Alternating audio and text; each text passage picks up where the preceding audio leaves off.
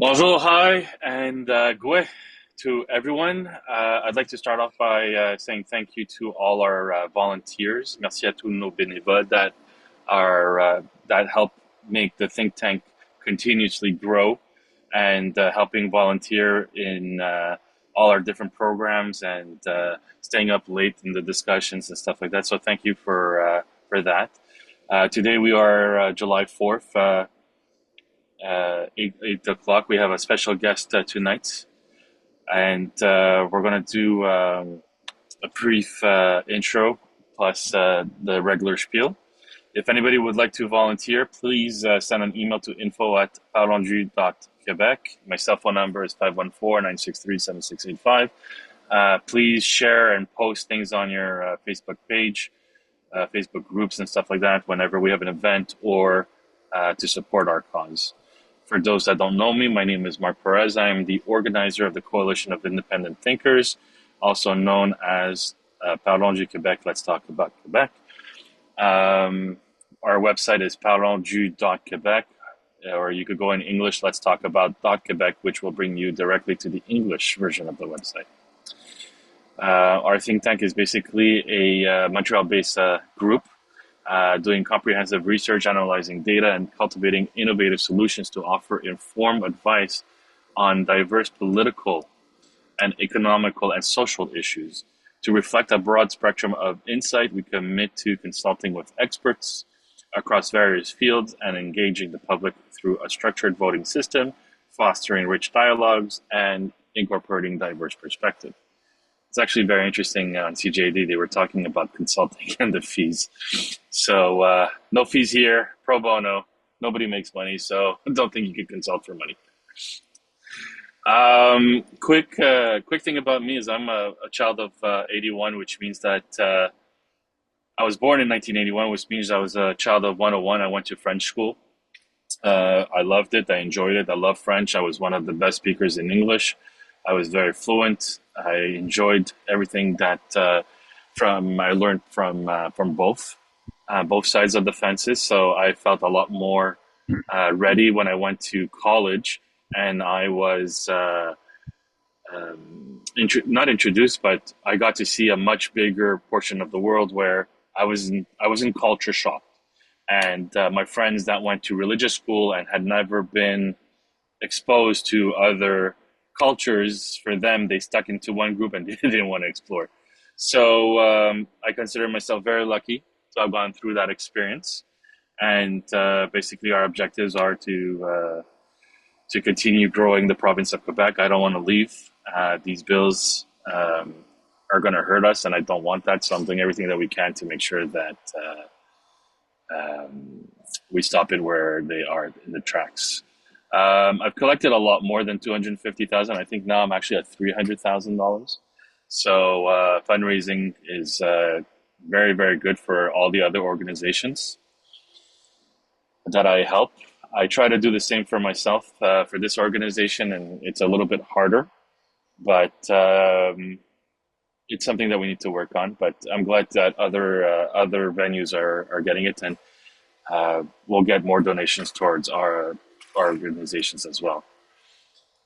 I want to thank all the les penseurs, the think tankers, for helping with the various topics and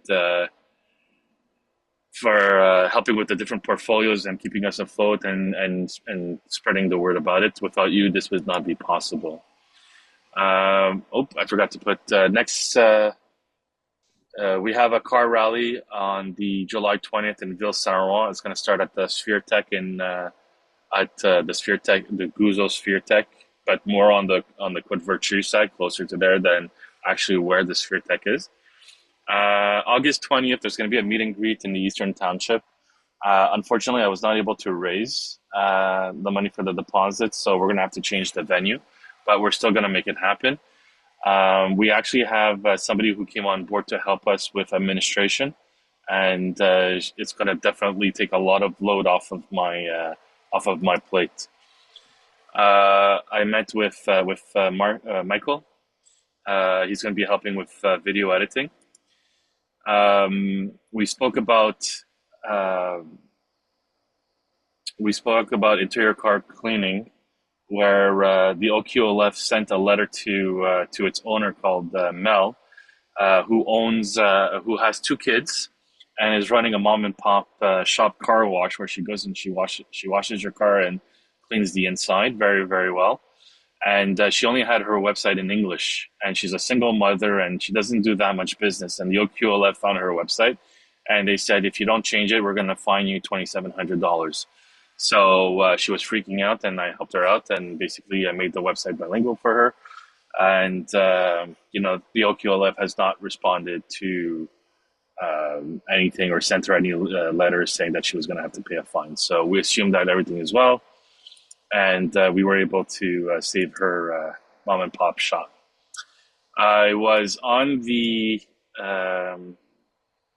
Train Man show. I was talking about our coalition. I was talking about the Terrebonne bike path and what's going on with Park Extension. That's more at the municipal level. A lot of people are very impressed with what we've done with Parlons Du Québec at the provincial level, that now even the municipal level, they're asking for help. They want to know how to raise money, how to build a website, how to do the social media, which is sort of why I've been fundraising for them more than I have been for the think tank. But in the end, we all win when democracy wins. So I'm willing to help everywhere that I can. If anybody wants to know more information about the Coalition Démocratie Montréal, which is the name of the organization, they could email info@cdmtl.org. I manage that email account as well. If you live on the island of Montreal and there's a bike path and you are suffering and you've suffered, either you got harmed, you're suffering financially, like you had to start paying for a vignette, or you got parking tickets because you're parked in places you're not supposed to. So I got harm, I got financial, and if your quality of life has diminished because of these bike paths, you can reach out to us, and if you're ready to be a plaintiff, we would definitely appreciate that. And the more plaintiffs we have, the faster and stronger our injunction could be. And because the Bike Path Project has been established by City Hall of Montreal, we can put the injunction on all the bike paths in Montreal. And before anybody who loves bikes jumps at my head and says, you're an anti-bike person, I am not. We are all against the way that it's implemented, and we have many solutions that we want implemented. So with that being said, if you want to participate, cdmtl.org, go sign up there. And if not, just send me an email. In the news, we've been talking about building a new municipal party because we're not very happy with the current one and the opposition one at the moment. So we really want to build a party for the people, by the people.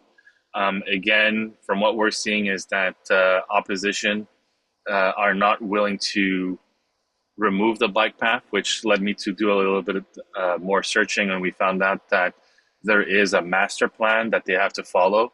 So bottom line, it doesn't matter who's in which party is in power, because it's only a question of who's getting paid to do the job that has to get done anyways. So we could talk about the municipal party thing another day, but I just wanted to let you guys know that was happening. We're going to be next week.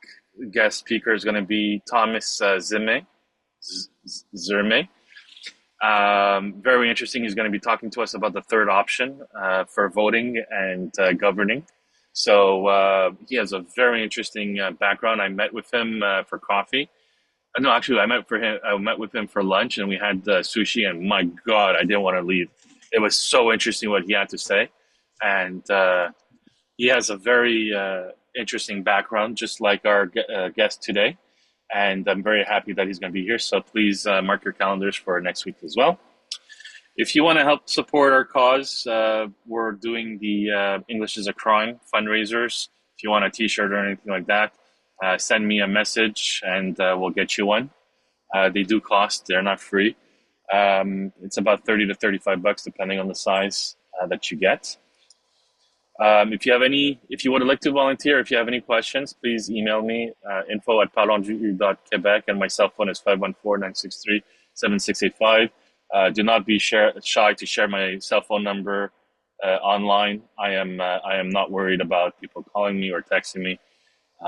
So far, even when I post messages in the separatist groups, so far I haven't gotten any calls. Let's see my slides.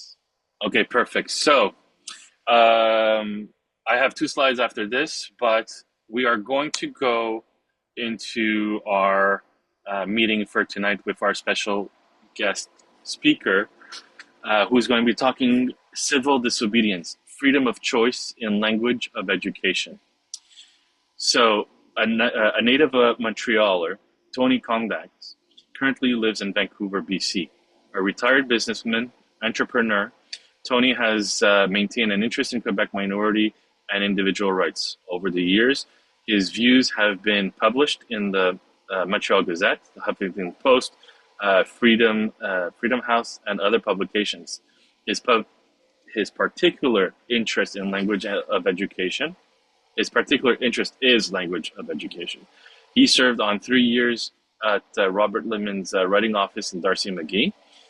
In 1994, he immigrated to Arizona, where he lived for 16 years and was involved in estate planning and marketing activities.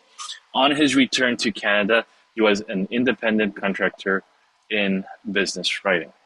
So before Tony takes the mic, I'm going to mute everyone, and questions are going to be part of the Q&A that's going to happen shortly after Tony finishes his presentation. We'll go with the hands up feature for people to ask their questions. You're going to have 1 minute to ask your question. Tony will answer, then you'll have another minute for rebuttal. And if there are other people who have their hands raised, you will have to wait your turn until he finishes his presentation. So without further ado, just give me 1 moment. I'm just going to make sure that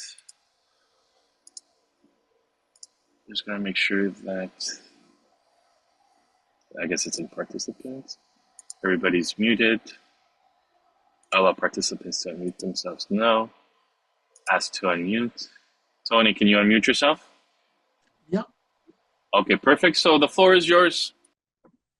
Can you see my PowerPoint presentation? I confirm we can, yes. Okay, great. So the title of my presentation is on civil disobedience, freedom of choice and language of education. When I was putting this together for Mark, I said to Mark, how should I format this presentation? He said, very simple. He said, put it together as presenting the problem and then presenting the solution. So that's the basic format of what I will follow. Okay, 1 second. Yeah, okay, there we go. So what's the problem with language of education in Quebec? The problem is simple. There's 2 groups, there's 2 civil rights groups in Quebec, those that can do something and those that cannot do the same thing that members of the other group can do. That's all very well and good, except when it comes to government services, because when it comes to government services, everybody must be equal. Language of education, most Anglophones have access in Quebec to freedom of choice, which means they can freely choose to send their children to either English or French schools. Most allophones and most francophones do not have this right and must send their children to French-only schools. Section 23(1)(a) of the Canadian Charter of Rights and Freedoms is not enforced in Quebec. We'll have a separate slide on that later. This is an eligibility certificate. It's handed down from parent to child.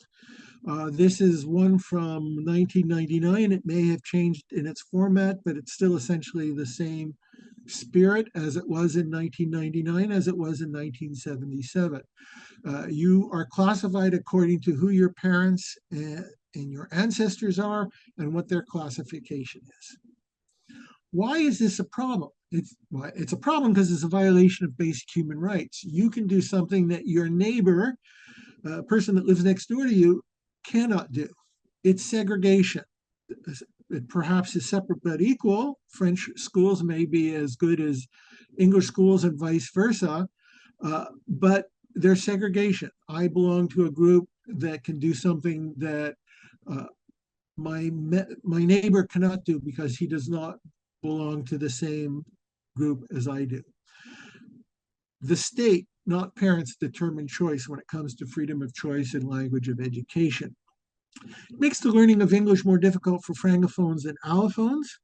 And without an influx of allophone, immigrant children, and Quebec francophones, there's been a massive closure of English schools since Bill 22 was enacted in 1974.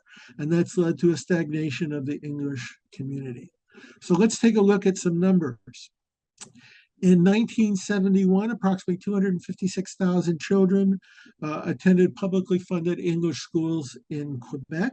This is before any language legislation, restrictive language legislation was passed. 22 years later, there was a 58% decline. There was about 108,000.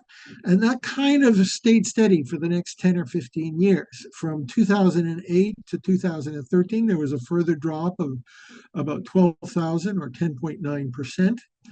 Here's an interesting statistic that I found.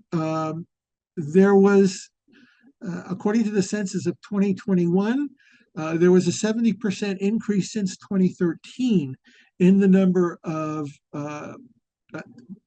children attending English schools in Quebec. Now, I'm not sure whether that includes private schools or not. This is a statistic that surprised me. I'm putting it here in the spirit of full disclosure. I don't know if I believe that figure, but there it is. It may include private schools, I'm not sure. It may be a result of intermarriage. All that's needed, according to Bill 101, is one parent of two that has the eligibility certificate in order to be able to send your children to English school, and perhaps more intermarriage leads to more children being eligible for English school. The question I have for you folks, and perhaps you can answer this in the question and answer period, is this alleged increase, recent increase in the number of children in English language schools reflected in an increase in English schools in Quebec? Okay, extrapolating figures from language legislation until today, the population of Quebec in 1971 was 6 million. The population, according to the last census, was 8.4 million. That was an increase of 40% in population. Extrapolating the 256,000 children in English school in 1971 until today would mean that approximately 360,000 children should be in English schools today. So whether it's the figure listed here or a smaller figure, it's still about half of what it should be. Now, these are rough figures. It doesn't take into account the English exodus and changing English demographics from 1971 until today. It's still a problem, whatever the number is. Key legislation and court cases. And this is just regarding language of education. I'm not going to look at the sign language or other aspects of Bill 101. But according to the language of education, the first legislation that was important was Bill 63 in 1969. This was Jean-Jacques Bertrand's Union Nationale government, and he did a great thing. He encoded into law freedom of choice for all Quebecers. 5 short years later, the first Bourassa government, which was a Liberal Party of Quebec government, passed Bill 22. And that basically said that if you want to send your children to an English school, they have to pass a proficiency test in English. That started dramatically decreasing the number of children that attended English schools. 3 years later, the first Parti Québécois government under René Lévesque passed Bill 101, and that incorporated the parent-child relationship and the eligibility certificate into the mix. Bill 96 of 2022 is mostly amendments to Bill 101. Now, it doesn't really per se affect the language of education provisions, but what it does do is expand the application of the language of education provisions and the eligibility certificate. We'll look at that a little bit more later. Section 23 of the Canadian Charter of Rights and Freedoms from 1981. This, of course, was part of the patriation exercise of Pierre Trudeau. And Section 23 is the minority language of education provisions that says what Francophones outside of Quebec have access and guarantees to French language schools, and what Anglophones have guarantees to access to English publicly funded schools in Quebec. Court cases. The first important court case was the Protestant School Board versus Quebec case brought by Julius Gray in 1984. And that was essentially the Canada Clause versus the Quebec Clause. So the first version of Bill 101 passed by the PQ said that only children whose parents were educated in Quebec could send their children to English schools in Quebec. But Section 23 of the Canadian Charter said that any Canadians educated in English who then moved to Quebec could send their children to English schools in Quebec. And by a unanimous decision, the Canada Clause prevailed. The other huge case that went before the Supreme Court was the Gosselin Tutor case of 2005. This was Brent Tyler representing Francophone parents in Quebec who wanted the right to send their children to English school. And basically, Mr. Tyler argued that Section 15 of the Canadian Charter of Rights and Freedoms and its parallel provisions in the Quebec Charter of Rights and Freedoms says that you can't discriminate based upon race, based upon social status, based upon ethnic origin, and that should invalidate any restrictions arising out of Section 23. Unfortunately, we lost that case by unanimous decision. The court said that one part of the Constitution cannot invalidate another. A little bit more on that later. Section 23 of the Canadian Charter of Rights and Freedoms. It's dissent-based, it's based upon and inspired by Bill 101, and Quebec is exempted from Section 23(1)A of Section 20 in Quebec. And I'm going to spend one slide on each of these because they're very important. So Section 23, like Bill 101, is dissent-based, and I've highlighted what are the requirements, and that is there's the parent-child relationship. So only people that have been able to hand down a certification to their children have the right to send their children to either French schools outside of Quebec or English schools in Quebec. Section 23 of the Canadian Constitution was based upon and inspired by Bill 101. Now, this to me is outrageous. Arguably, the very worst law ever passed in the history of Canada is Bill 101. That's certainly my personal opinion. And arguably, the very worst part of Bill 101 is the language of education provisions. Well, Pierre Trudeau and then Justice Minister Jean Chrétien saw fit to take that very worst part of the very worst law and put it into our Constitution. And so we have the parent-child relationship determining rights in Bill 101, and this is what Trudeau and Chrétien did in Section 23. And this claim of mine that Section 23 is based upon and inspired by Bill 101, that's not Tony Kondaks saying that. That's the Supreme Court of Canada saying that, and Jean Chrétien himself. I won't read these quotes, but they'll be here on the presentation for your future reference. Section 59 of the Constitution Act exempted Quebec from Section 23(1)A of the Constitution. And I'm just going to go back and read that. Citizens of Canada whose first language learned and still understood is that of the English or French linguistic minority of the province in which they reside would have the right to send their children to that minority language of education school in that province. That's the only provision that isn't tied to dissent or your parents' certification. Well, guess what?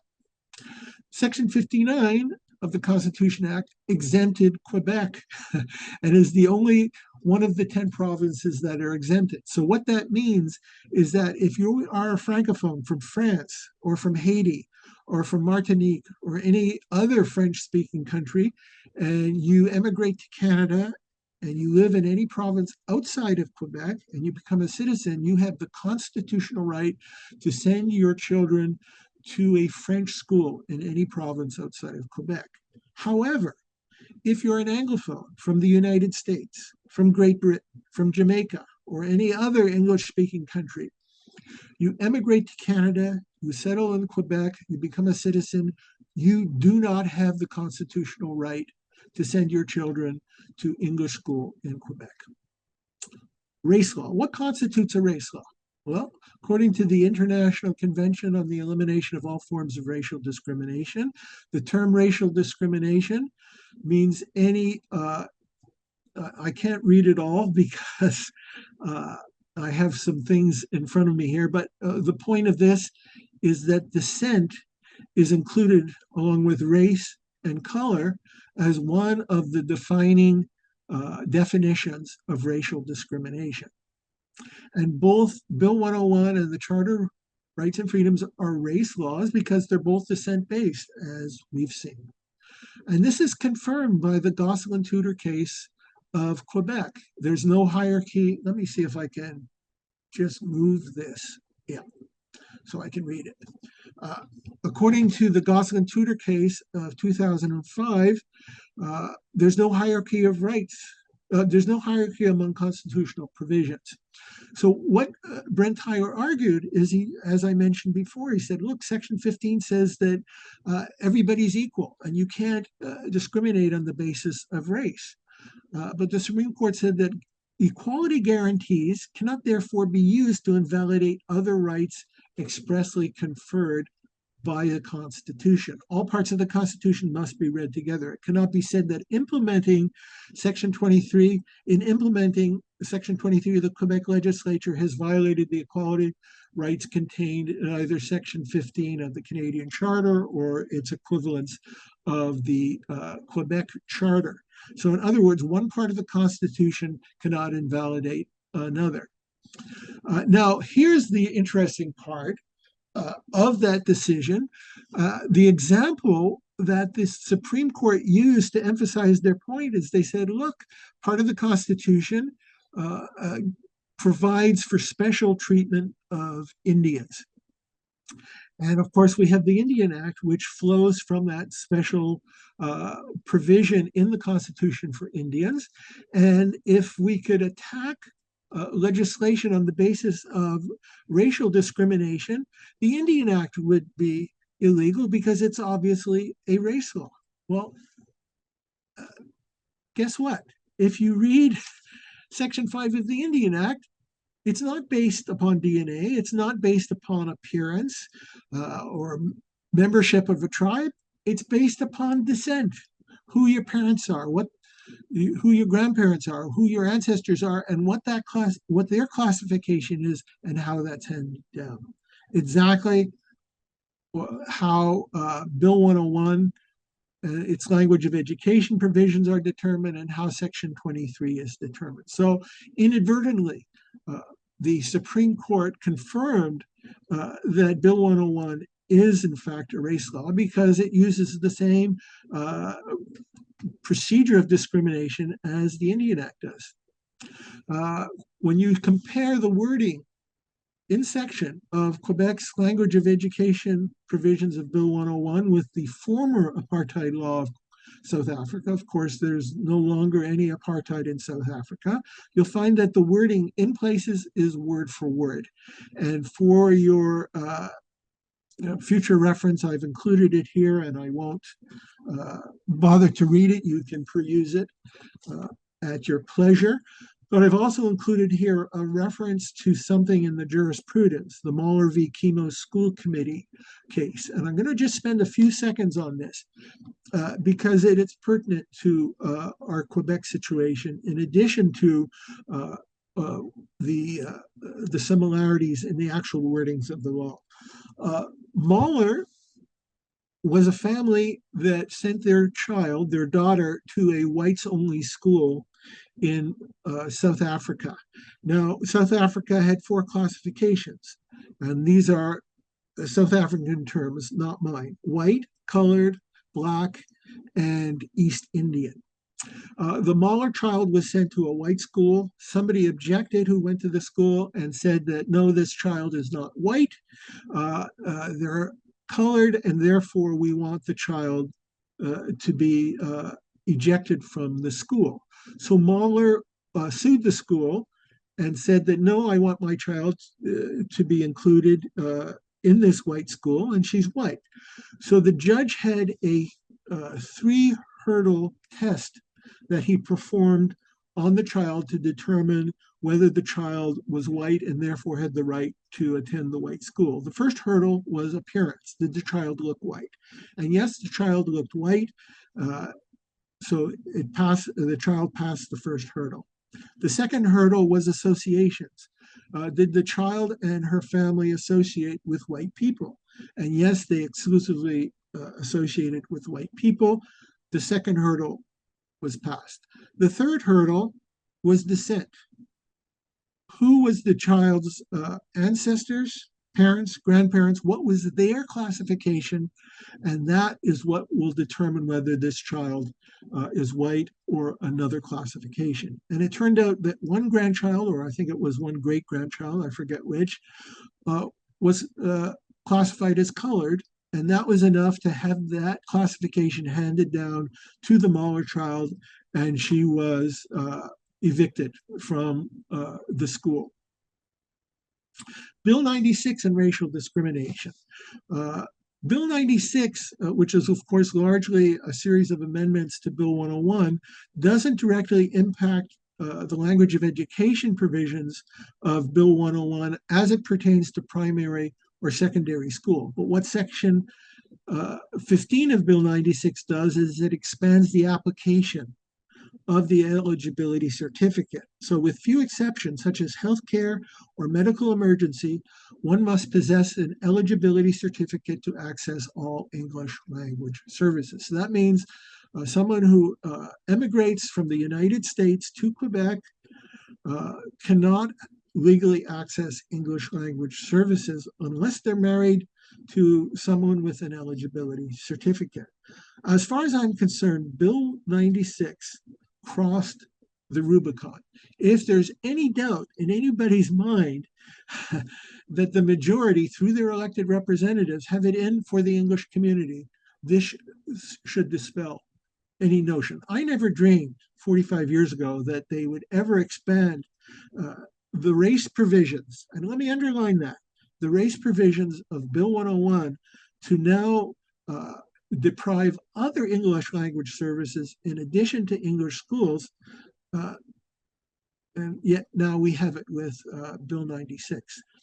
Now, my third point here is not related to the subject at hand. It is something that's of particular irritation to me, so I'm going to just mention it, go off on a tangent for 2 seconds, and then we'll go back to the subject at hand. Bill 96 introduces the term common language 12 times into Bill 101. Now, what do we mean by common language? Common language is 2 or more people coming together and freely choosing the language they want to speak amongst themselves. Previously, the term common language was only in the preamble of Bill 101. Bill 96 puts it 12 times into Bill 101 and into the body of the law. This is a huge violation of the fundamental freedoms of freedom of speech and freedom of association, because it's freedom of speech and freedom of association that determine common language. So here we have a wholesale attempt at social engineering by the federal government. And I actually think that's almost as bad as the expansion of the eligibility certificate to include all English language services. So what is the solution? Well, domestic legal recourse has been exhausted since Gosselin Tudor. So there's not much we can do in terms of the Canadian and Quebec court system.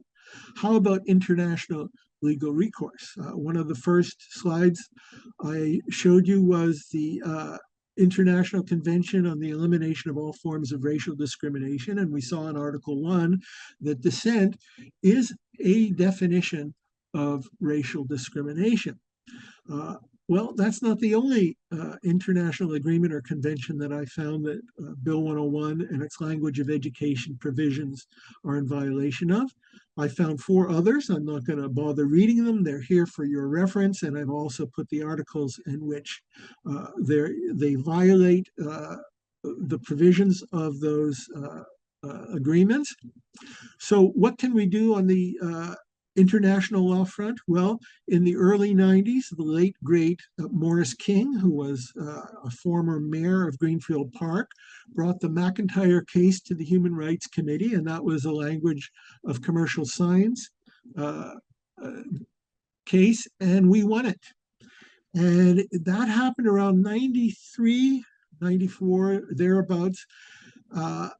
It took years. We could only bring the case once domestic recourse had been exhausted. And because the Ford decision of December 1988, which led to Bill 178, was a Supreme Court decision, that gave us the right to go before the Human Rights Committee. But nevertheless, it was 15 years after the passage of Bill 101's sign provision. So it takes years to go before the Human Rights Committee.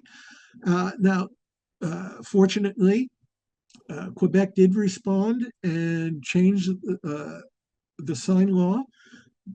It just so happened to coincide, the McIntyre decision, with the 5-year anniversary of the invocation of the notwithstanding clause of December 1988, which was Bill 178. So Bourassa had to do something anyways. He either had to re-invoke another 5-year period on the notwithstanding clause, or he had to amend the law, and he had decided to amend the law. But here's something very interesting. The bill in which he amended the sign law was Bill 86. Now, in every bill that's introduced or passed by the National Assembly, there's something called the explanatory notes. The explanatory notes is what's done in simple English on the inside cover to explain what the bill's about. Because the bills, are written in legalese, and it's hard for the layman to understand. Here are the explanatory notes on Bill 86 as it pertains to the sign law. This bill amends the Charter of the French language in order to bring some of its provisions concerning the language of the legislature and the courts, the language of commerce and business, and the language of instruction into harmony with the decisions rendered by various authorities. Various authorities. Well, they didn't write decisions rendered by the Supreme Court or domestic courts. They said various authorities. And I'm convinced that this is a veiled reference to the United Nations Human Rights Committee. And I suggest to you that Quebec's Achilles heel is any time that the sign law or language legislation is brought to the attention internationally. Quebec is very sensitive to that. Civil disobedience. According to Wikipedia, civil disobedience is the active, professed refusal of a citizen to obey certain laws, demands, orders, or commands of a government. Examples we're all familiar: disruption of legislature proceedings, chaining oneself to structures, sit-downs, occupation of public or private property, roadblocks such as what the Against Oil people do, unauthorized demonstrations, etc., etc. What these all have in common is that they're not very civil, and the disobedience disrupts other people's freedoms. Well, Wikipedia goes on with a second sentence in their definition. By some definitions, civil disobedience has to be nonviolent to be called civil. Hence, civil disobedience is sometimes equated with peaceful protests or nonviolent resistance.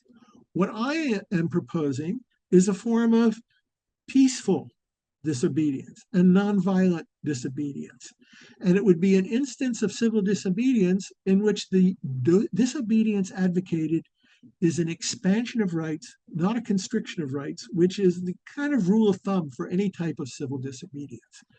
And what I'm proposing is to open English schools to all. Just declare freedom of choice. Declare an end to the eligibility certificate. Tell Quebec residents it will no longer be recognized. Declare that it violates the law, international law, and declare that freedom of choice is the law. Don't ask, tell. Tell Quebec that they are our schools, and we will say who can and cannot attend, and everyone who's a Quebec resident, not just a citizen, but just a legal resident, can attend. We have to say loud and clear that Canadian and Quebec laws are wrong and violate international law. Thus, we claim it is the law to accept all. It is us complying with the law, not the federal and provincial governments. Now, here's something very interesting. A majority of Francophones, according to public opinion polls, support freedom of choice. Since Bill 101 was passed in 1977, I've tried to keep abreast of public opinion polls. Well, plenty of times in public opinion polls, Anglophones in Quebec are asked whether they support Bill 101 and freedom of choice in language of education. And consistently, 90% or thereabouts support freedom of choice in language of education, and that's not surprising. However, I'm only familiar with 2 times. There could be more, and maybe my research hasn't been complete, but I have only been aware of 2 public opinion polls in which Francophone Quebecers were asked the question whether they support freedom of choice. In 2017, a majority, 53% of Quebec Francophones supported freedom of choice. And in 2010, a Léger Gazette, a sponsored study or a sondage found that 61% of Quebec Francophones supported freedom of choice. So, what are some of the benefits of this civil disobedience that I am proposing? Well, of course, it'll boost the English presence in Quebec. The more children being educated in English, the more of an English presence there will be. It'll save our schools. It'll restore equality for all through freedom of choice. Today, I can do something that my neighbor cannot do. Well, I'm in British Columbia, but that applies more for you guys who are in Quebec. That's outrageous that we have segregation. So it will stop segregation, it will stop racial discrimination. And let's be very clear. It's been since the 1950s and 1960s, with the advent of the United States civil rights movement, in which racial discrimination has been associated with skin color. But we've seen through the definitions of international law and domestic law that racial discrimination is more than just skin color. And Bill 101 and Section 23 of the Canadian Charter are both race laws. Declaring freedom of choice and implementing it in the English school system will boost jobs for English residents of Quebec, be they teachers, school administrators, or school support staff. Freedom of choice removes decision-making from the elite and returns it to the individual where it belongs. I am advocating for a second quiet revolution. The first quiet revolution of the 1960s claimed that it removed decision-making from the Catholic Church for the minds, thoughts, and decision-making of Quebec Francophones from the church, which it did. But all it did is it transferred it to the elites of government, academia, and the media. I'm saying the second quiet revolution is needed today so that the decision-making and control over Francophones is removed from the current elite to the parents and individuals themselves. Parents, not government, should be making educational decisions for their children. The last point on this slide, genuine preservation and protection of the French language and culture in Quebec. We're constantly told that the reason for language legislation, and in particular the language of education provisions, is to preserve and protect the French language.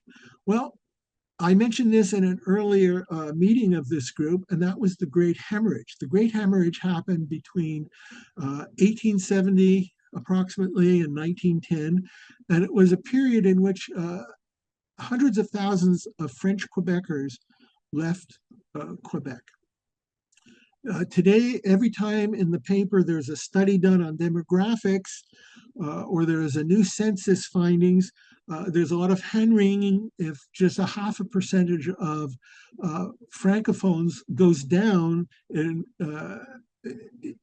comparison with other groups on the island of Montreal. Well, guess what?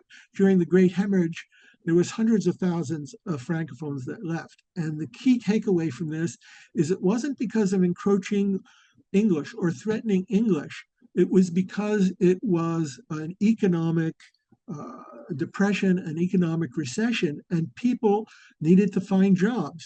So the best way to preserve and protect the French language and culture, if you want to keep people in Quebec, if population numbers are the indicator for the strength of French, is to increase individual affluence of Francophone Quebecers. English is the lingua franca of business, culture, communication, and the internet, and it's knowledge of English that leads to individual affluence. We Anglophones in Quebec, we've got the freedom of choice. Freedom of choice isn't for us. It's mostly for Francophones and, of course, for allophones as well. It's the Quebec Francophones that will benefit the most. If we ask any Francophone premier, perhaps with the exception of Pauline Marois, of the last 50 years, who all speak English, most of them better than I speak English, if they feel any less Francophone because they speak English, they will all tell you no. They feel just as much a Francophone as anyone else. Strategy and logistics. With limited resources in people, money, and time, it's best for the community to focus on that one area which will maximize results. And I believe our focus should be on the civil disobedience of declaring freedom of choice for all. We will get more than even from the Anglophone community, we'll get huge support from the Francophone community. And I serve you as evidence those public opinion polls from an earlier slide. The political party is not necessarily the way to go. Yes, I would prefer a political party that represented the views that we know that we all hold. And I would certainly vote for it more than I would for the Liberal Party of Quebec or the PQ or any other party. But it is not where we can get the biggest bang for our buck. The sign law and the rest of Bill 101, that's also important to oppose. But the language of education is 100 times more important than the rest of Bill 101. So I say that's what we should put our focus on. If, as a community, we decide to implement the civil disobedience of freedom of choice, it won't be easy. We'll have funding difficulties. The government, as I understand it, and maybe I'm wrong on this, somebody could educate me on this, our schools are funded on a per student basis. And if we're letting in students that don't have an eligibility certificate, we're not going to get funding for it. There's going to be legal barriers set up by both the federal and provincial governments, and we'll have to overcome those as well. I ask a question, is it necessary to get people elected to English school boards? That's something I'm throwing out as a trial balloon. It's something for discussion. What I do know is this will rally the English community in a cause that they can and should win. And my final slide is, what's that line from that song? What is it that we sang every morning at the beginning of class? We sang, "O Canada," which included the line, "O Canada, we stand on guard for thee." Well, what constitutes standing on guard if it's to mean something? Well, speaking for myself, being Canadian more than anything else means I am a free individual.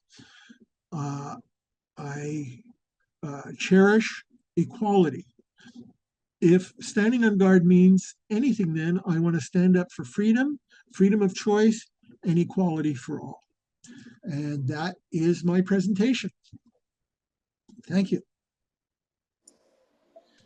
Wow.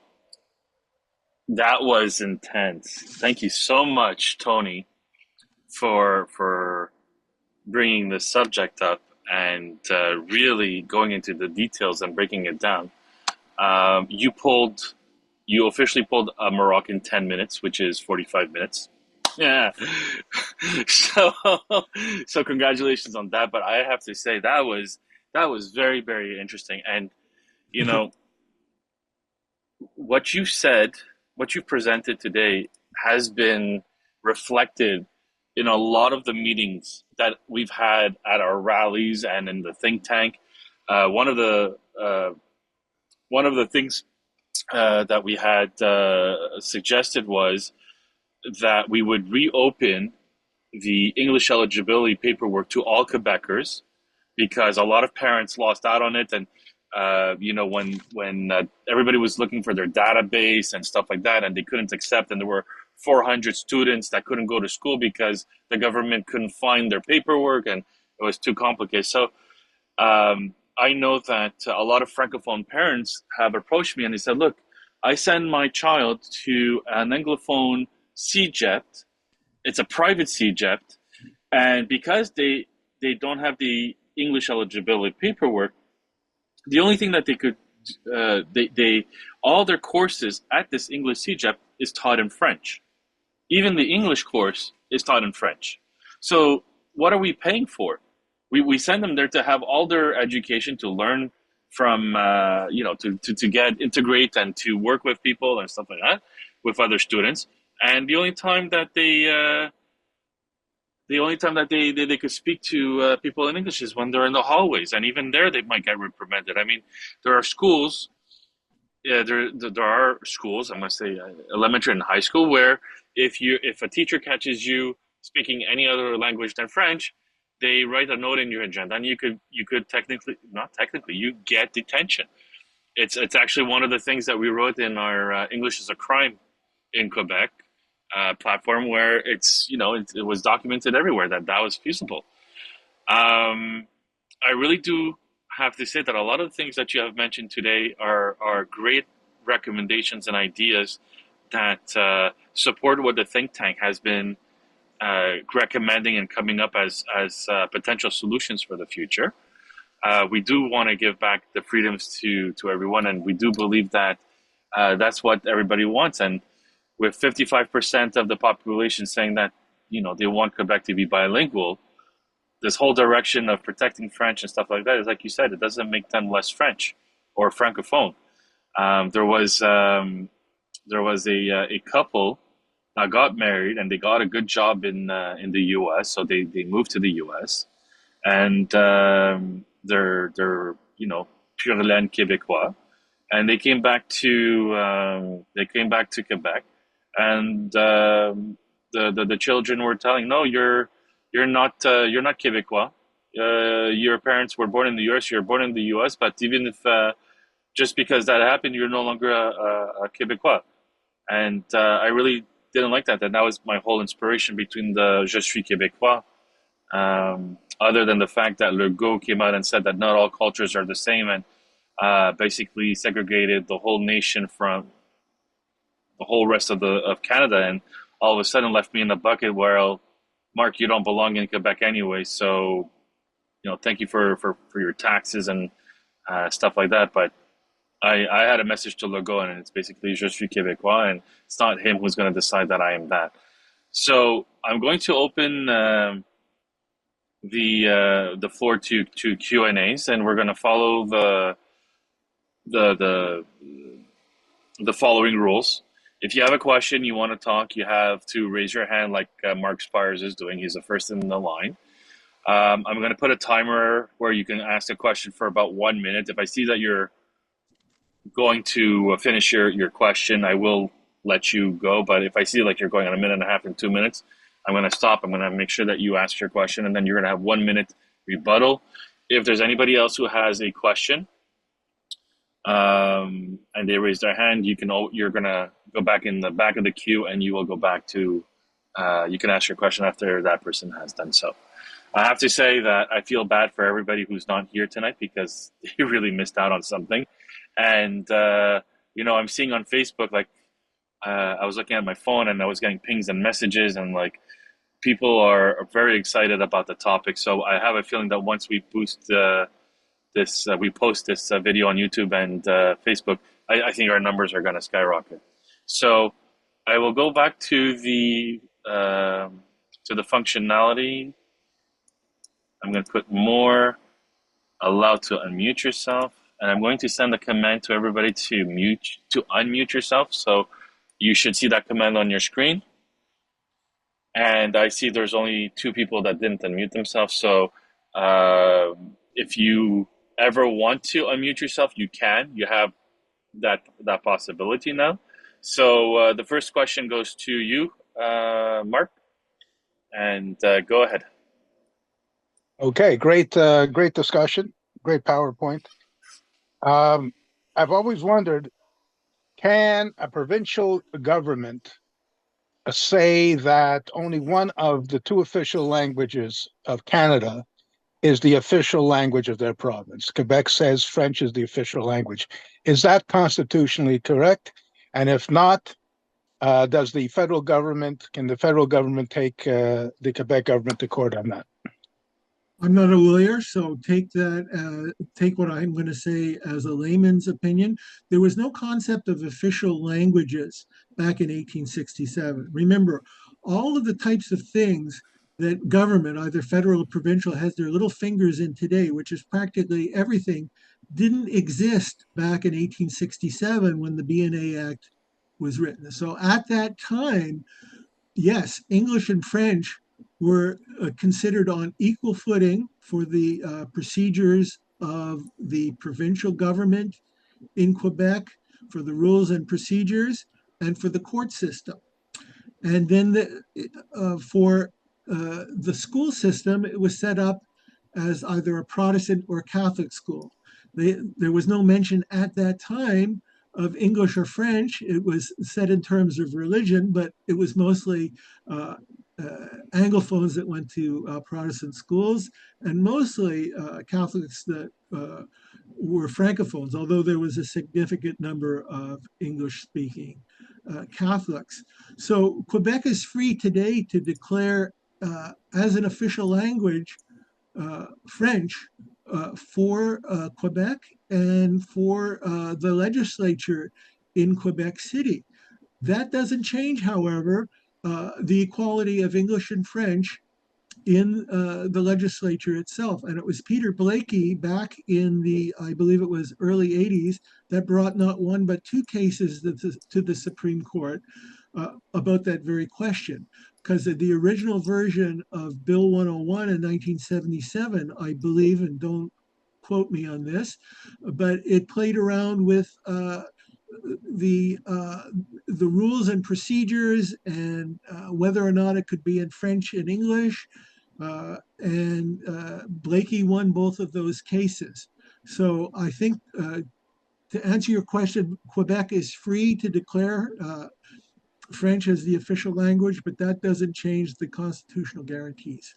Whether that's fair or not is another question entirely. Of course, Pierre Trudeau had a very interesting comment at the time of Meech Lake when he was talking about Quebec's complaints about things not being included in the BNA Act that they should have, because of course at the time of the BNA Act there was no internet, there were no airplanes, there was no television, and Pierre Trudeau said, unfortunately, the fathers of Confederation had not read Jules Verne, so they didn't know what was going to come down the pike. And I say the same thing about the immense services that are offered now by both the federal and provincial government. I mean, healthcare was not the purview of the provincial government in 1867, so there's no guarantee for healthcare or CGEPs. There was no CGEPs then to be in English. Or any of a number of other social services or whatnot. And so we weren't given those guarantees. But in those areas that were important, the courts, the legislature, the schools, we did get guarantees. Okay, and if I may add to that, Mark, I know of two things that I've heard specifically from lawyers, and we could go find this information for sure. Number one, Manitoba had written its constitution in English only, and Canada turned around and said, if you do not have it bilingually, your constitution is not enforceable and it won't stand. So I do believe that the constitution has to be written in both languages. I believe that Quebec has to follow that exact same rule. Every law that they do create has to be written in French and in English. I did hear a comment once, either on the radio or on TV, where they said that language or languages are are to the jurisdiction of the province themselves. What has to be guaranteed is that the federal government services, so any federal, banks, uh, railways, and stuff, like federal institutions, have to be able to serve you in both official languages, and that's why, like, Bill 96 can never be applied to federal institutions, and places like what's the one that has the bilingual status? New Brunswick.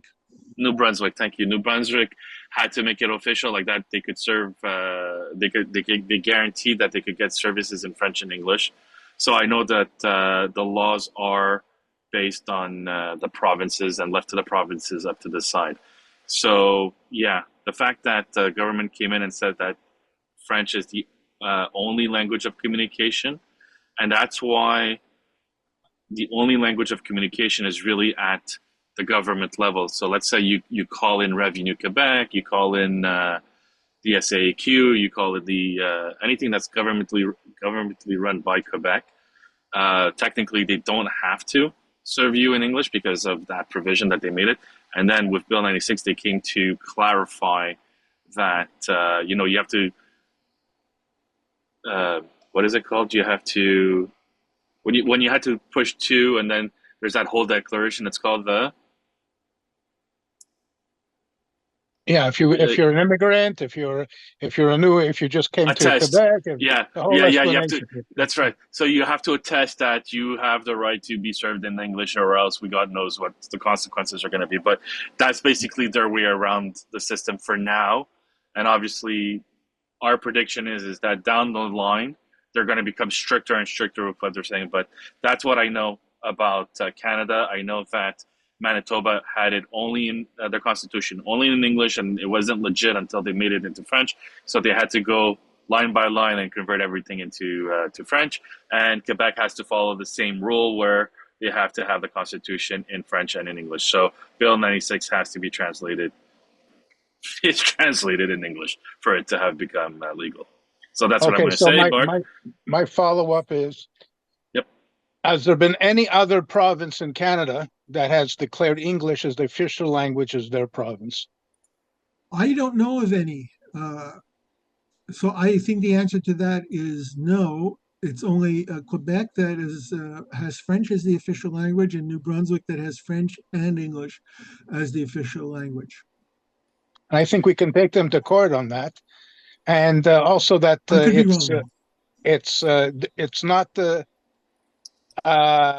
it's not common usage to speak any English in the Quebec National Assembly, although there has been incidences and they were booed for using it.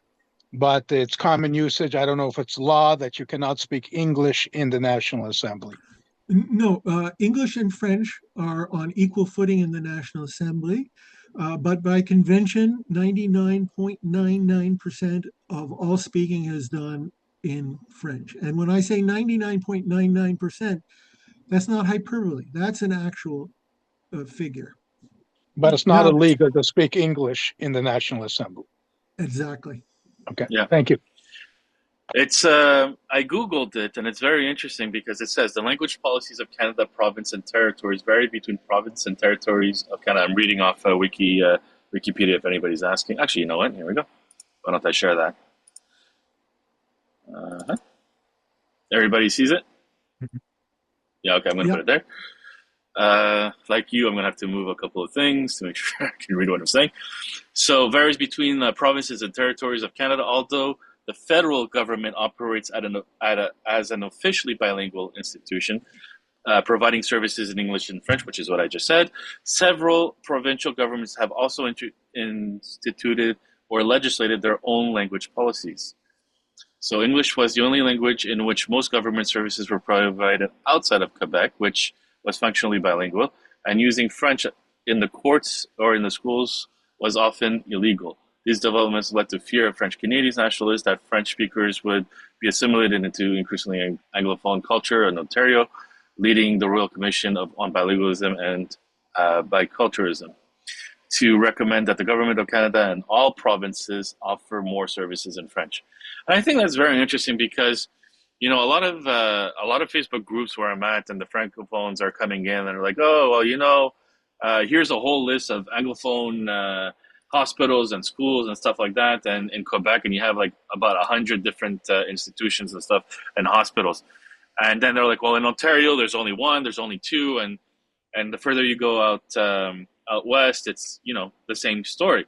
And I'm like, yeah, because they respect bilingualism, and you can get services, so you don't have to have an officially just Francophone or French institution. But the difference in other provinces like Ontario, as soon as you have a population of 10% within a city, I believe, city or region or stuff like that, they have to offer services in French. So I find that's very interesting because in Quebec, the moment that an English population drops below 50% within a city or borough, municipality or whatever, they automatically lose their bilingual status. They automatically lose their right to have bilingual and offer bilingual services, and they have to vote whether they want to have bilingual status, and they have to vote on it every 4 or 5 years. And once they lose it, it's gone. You can't get it back. You can't like 15, 20 years down the road, you want to say, oh, you know what, we really do want to be bilingual now. So sad, too bad. That's the law. So I find that's a very interesting. Thank you very much, Mark, for that question. Next is Rahul Majumdar. Okay, so thank you, Tony, for a great presentation. I would have been more shocked, but I read your ebook about a decade or so ago. So, and I use this in arguments when I'm in social media. I say, well, this is basically apartheid, and especially the nationalists get upset and they don't know what I'm talking about. So I think I'm going to have to quote that South African legislation along with Bill 101, and maybe it'll get through. So thank you for your presentation. Regarding peaceful civil disobedience, I'll just preface by saying I'm a child of Bill 22, and in my elementary school, I am sure my elementary school principal allowed so-called ineligibles in, and we're talking the mid to late 70s. So I guess we do have a precedent. I would never attest to this. I was only 5 or 6 or 7 years old back then, but I'm sure it happened. So my question concerning the upcoming school board elections, would it make sense for someone to present themselves as a freedom of choice candidate and say, if I'm elected, I will permit any child who wants to attend my school, regardless of, I guess you could call it race, but ethnic background, to be admitted to my school? I'll leave it at that for now. Well, I think it's a great idea. It couldn't hurt. The thing about school board elections, and this is going back 30 years when I lived in Quebec, is that the turnout for school board elections was usually around 12 or 13% of eligible voters. Now that, one would say, that's not very good and very democratic. I think that's fantastic, because that means that if you want to take over a school board or introduce a new party, such as a freedom of choice party, it's very easy to do because so few people turn out that you can rally numbers in enough numbers to get your party elected very easily to a school board. So if the school board is the way to go in order to implement freedom of choice, I think it's a great idea. Okay, I'm good, Mark. I don't need a follow-up. I think I went over time anyway. Thank you. No, your line of questioning was finishing. Like you had a train of thought that you needed, and you got your 30 seconds. It's really the people who really are rambling and they're not getting to their question after like 2 or 3 minutes. Or like, okay, what's the question? It's like, because I feel when people are asking questions, there's a lot of they try to bring a lot of preamble. By the time they get to the question, I forgot the whole preamble that they said. So I feel for people like who are presenters like Tony, just like that, it's too long to go through. What did I want to say? Bill 101. There was a lot of things that were challenged in court, and from my understanding is that a lot of things that was struck down were not supposed to be struck down, and the things that should have been struck down weren't. And like the sign law and stuff like that came in was not supposed to happen, and that's why it eventually failed. And we all know the story of Brent Tyler, who spent like 20 years of his life challenging the bills and stuff like that and fighting it to the point where when the lawsuits were so bogged down in the court system that eventually the government said, okay, we're just going to start shutting down these lawsuits because we just agree or disagree, and that's the end of that, and that's it, that's all. So the poor guy worked for 20 years, and then a lot of the work just got thrown out just like that, and I don't know what the end results with that. I know of the story.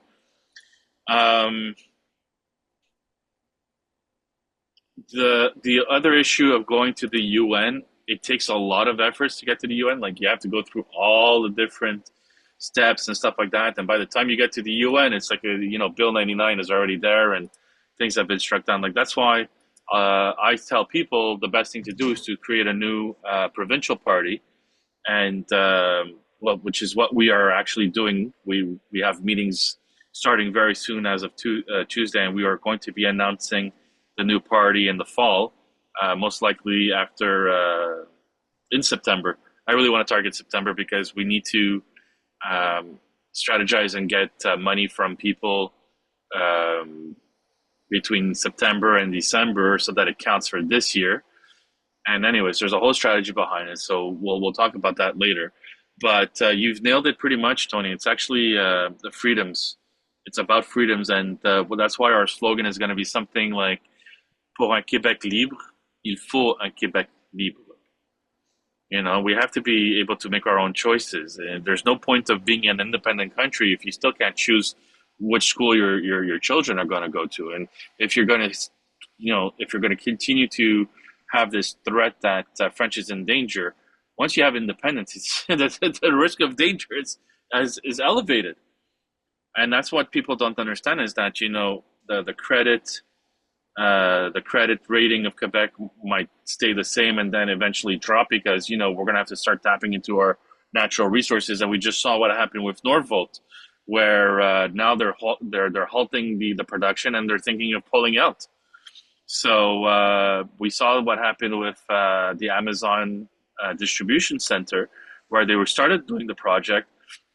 And I've heard from people very high up that it's because of the Bill 96 restrictions, where the software had to be in English, the labels on the products that were hosted in Quebec had to have French on it, and if it had no French on it, it couldn't stay within the warehouse. The coding and the language of the software had to be in French. So it's like you're putting so much obstacles in front of these corporations. They're like, this is not worth it anymore. And the U.S. government, they have a thing where the USMC, which is the new version of the NAFTA trade agreement, basically says that if a corporation, the profits of a corporation is affected by a law, the plaintiff, which is the company, can sue the government of that country for damages, and and that's what's going on. And now that's why we saw in one of the articles it said that Washington is very concerned about the sign laws, where it has to be twice the size of what it is now with a French descriptor and stuff like that, where it's going to harm the profits of these companies, and therefore is getting ready to sue the Canadian government, because obviously Quebec is not a country, and it's not Quebec who's going to pay the price for this. So it's creating a huge UMC problem, and Trudeau has to tread the waters very, very carefully. But it's going to hurt Quebec, and we see it already. I just And saw a there's no study, and I was. incentive. There's no incentive. You know, when Quebec makes a bad economic move, such as what you just described, well, Mhm, what happens? Well, it decreases or it stagnates their GDP. mhm, And if your GDP is stagnated, that just means you get more money in equalization. mhm. So there's no incentive to do things that will uh, be fair, because if you lose GDP, government's just going to send you money anyways. That's a shame. That's a shame. I would be more willing to be autonomous and want to not get the payments because our healthcare is being broken. Like all the money that we're receiving is being thrown out the door, so out the window, especially with the Olympic Stadium. I had a second thing on the train of thought. While you're thinking of that, I'd like to address something else that someone said earlier. And I think it was you, Mark. You were talking about how revenue Quebec operates in French. Well, Mhm. there's a section of the Official Languages Act, which is a federal law. I believe it's Section 25. Section 25 says that if any organization takes over jurisdiction of a federal government service, they have an obligation to provide those services in both official languages. Well, guess what? The Quebec government is an organization, and they've taken over GST administration. They've taken over certain things in Indian affairs, and there may be 5 or 6 other areas of federal jurisdiction in which the provincial government has taken over. Well, if that's the case, that should make those ministries of the provincial government officially bilingual from the top to the bottom. And I'm talking about signs on the doors of ministries. Revenue Quebec should be an official bilingual signs, etc., etc. Unfortunately, Section 25 also says uh, that it's up to, well, it's not up to the courts to decide that. It's up to I think it's the ministry, the federal government ministry, to ensure that the organization that takes over the federal government responsibility becomes bilingual. And we know that the federal government is not going to back us up. Yeah, I was gonna say. So that means we can't sue. We can't sue and force them You to can't, make them. exactly, you can't sue. So again, we get screwed over once again. Does anybody else have any questions? I had a really good one. I really wanted to ask you that.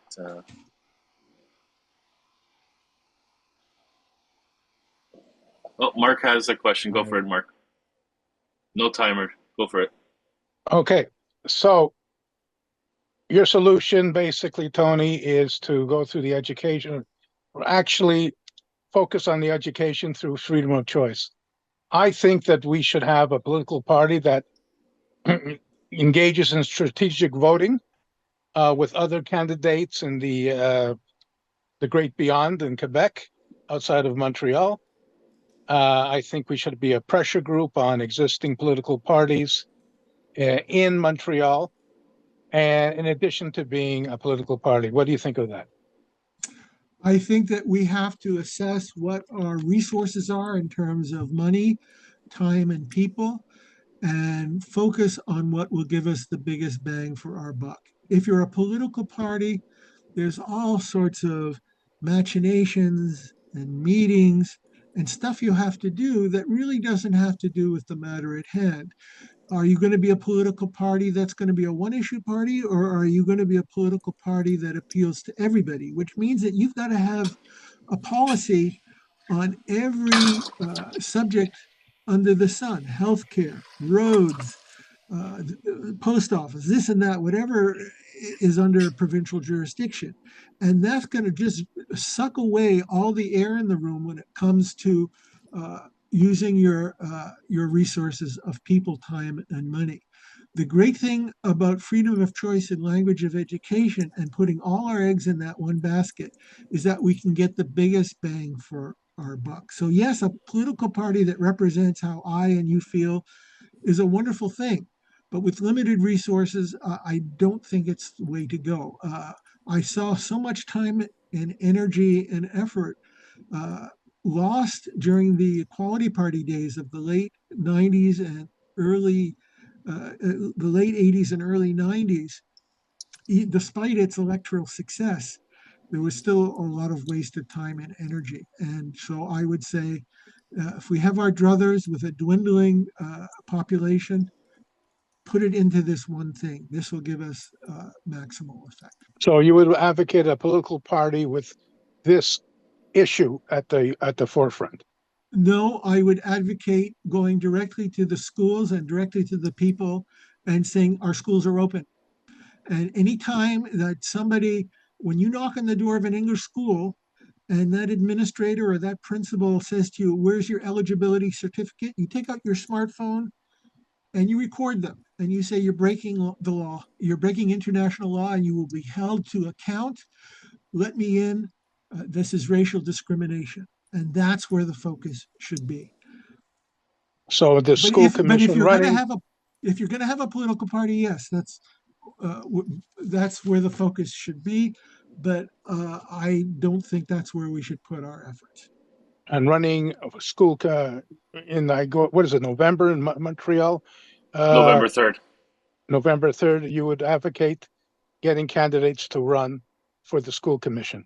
I don't know enough about the school boards and the school commission. I think we can even bypass them. Yes, it would be great to have our own political party control and run the school boards and the school commission, but bypass them. Just declare it.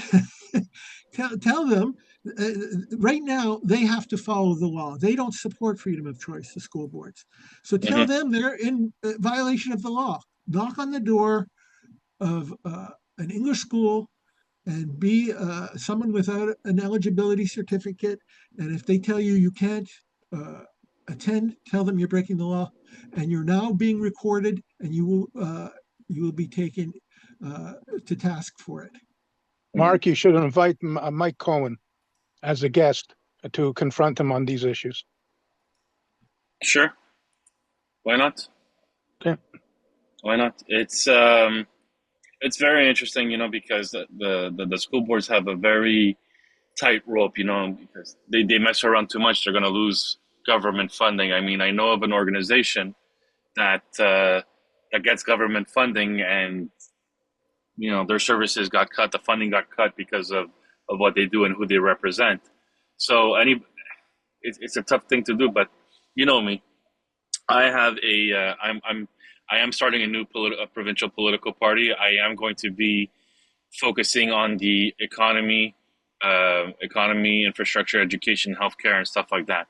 And in order to make all those things a lot better, the underlying issue is always going to be language laws like Bill 96, Bill 101, and stuff like that.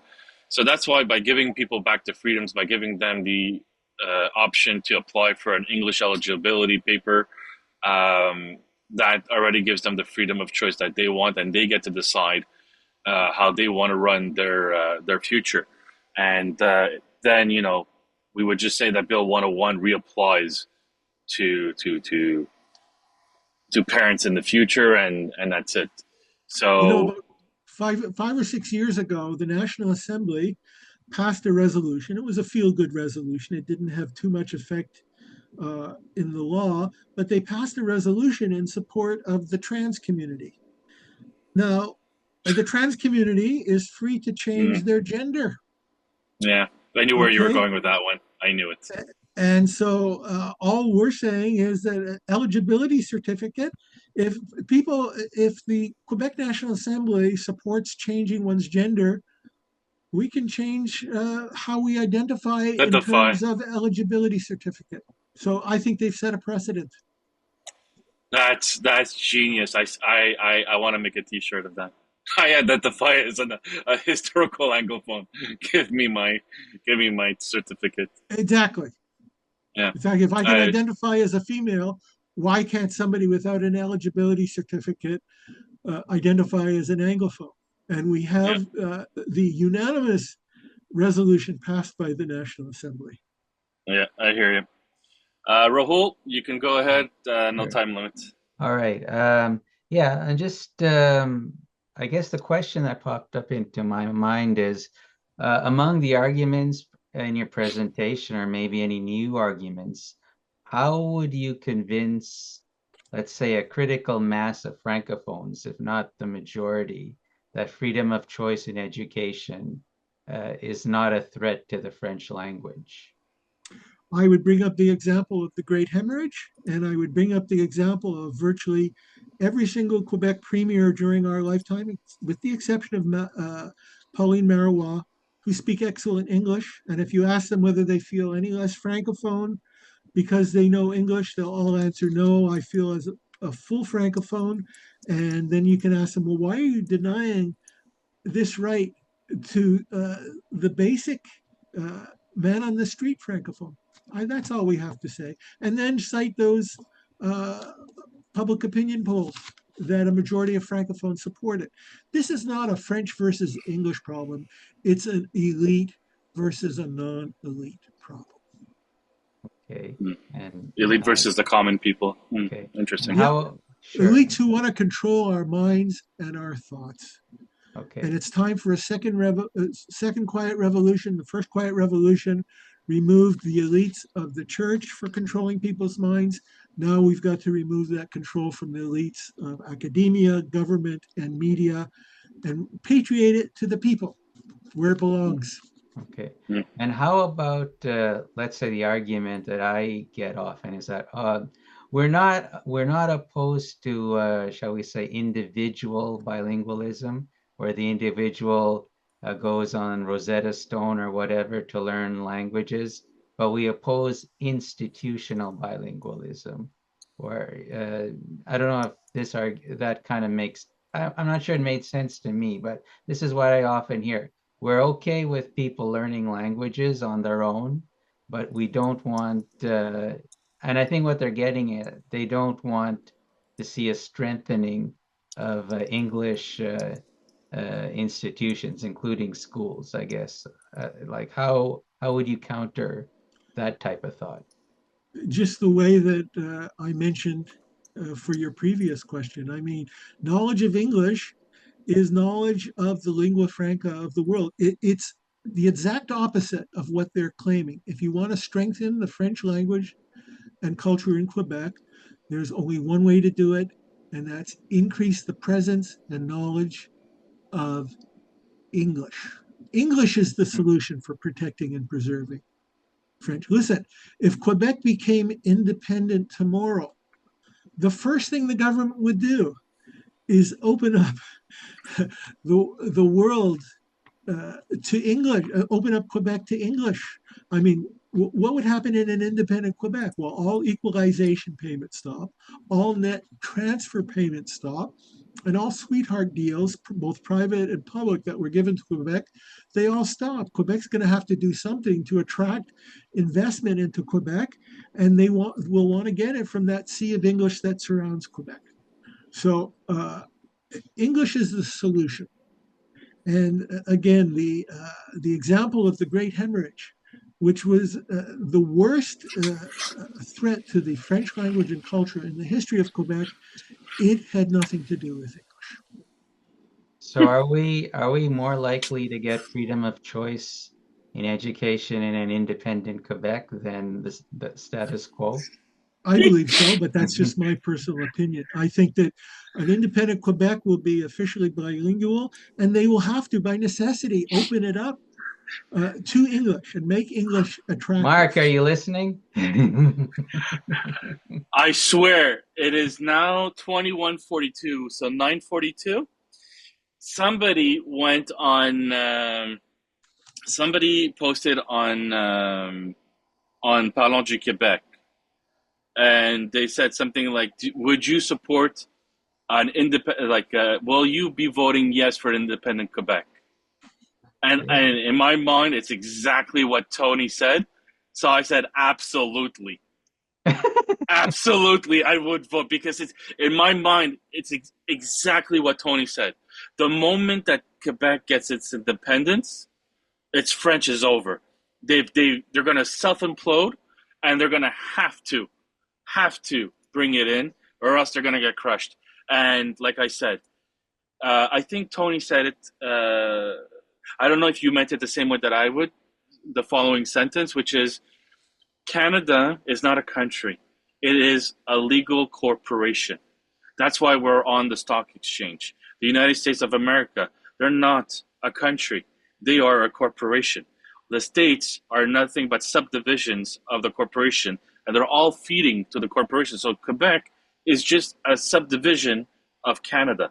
Its citizens are shareholders, and in order to have the right to vote on what goes on at the board level, which is premiership, which is like the CEO and the board and the stuff like that, we have to be working 6 months inside the province, which is basically living in the province, and then we have the right to decide what happens at the top. And we need when you go to a corporation and you have the nurse's office in case you get an injury and stuff like that. That's our healthcare system. And to keep our minds sane, we have entertainment.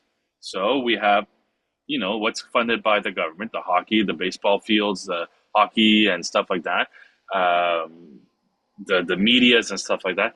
So that's how I see and I identify the corporation, and that's why the corporations that the fact that Quebec wants the washing machine and the microwave to be in French, and it's going to cost a lot of money and stuff like that. They don't care because they're making enough salary that a $200 increase on an apparel doesn't bother them, but it will hurt the economy. And if ever they go independent, it's exactly what Tony said.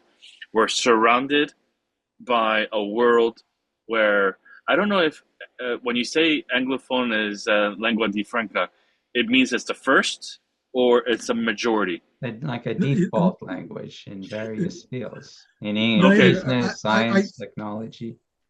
I think lingua franca means it's the language that is used by any various group. So lingua franca, the Frank language in Europe at one point was the language that everybody communicated with.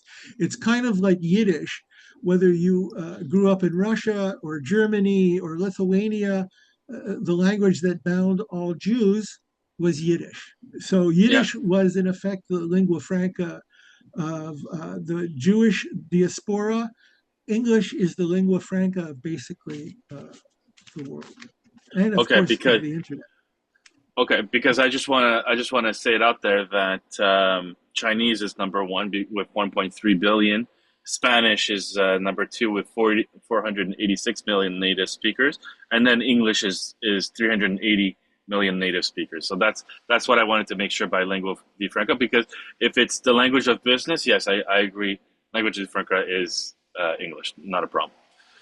Now, so to mention, just going back on what we were discussing about an independent Quebec, the late great William Johnson said, and he said this back in 1989, and in fact I begin my book with his quote, and that is, William Johnson said, "I would rather live in an independent Quebec that respected rights than within a Quebec within Canada that didn't."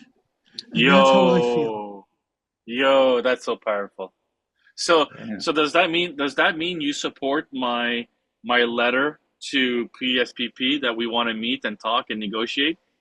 Absolutely. I've written a whole book on it. It's called Why Canada Must End, and it talks about when push comes to shove, what's more important to you, individual rights and freedom, or the concept of Canada? The concept of Canada is a great one. I love being Canadian. There's so many things to celebrate. But if I have to continually compromise on individual rights and minority rights to keep together Canada, sorry, then the concept is not as important as individual rights. So if one has to be sacrificed for the other, it's Canada that has to be sacrificed for individual rights, not the other way around, which has been the case up to now. And we're going to lose our country if we don't start standing up for the values that are most important. And individual rights, I'm sorry, are more important than the concept of Canada, which is an absolutely fabulous concept. Mark Spires, your hand is up. Let's do this. Okay, just briefly, this is not my main point, which I will talk about, but briefly I say the reverse. I say a radical dies with his radicalism taken into the grave. So if you have a radical nationalist, you have a radical separatist, they live and die. They don't give a shit about the population. And I think an independent Quebec will die basically having French as their only language. And they'll accommodate in business, of course, but basically they will not be bilingual. Now, my main point is this.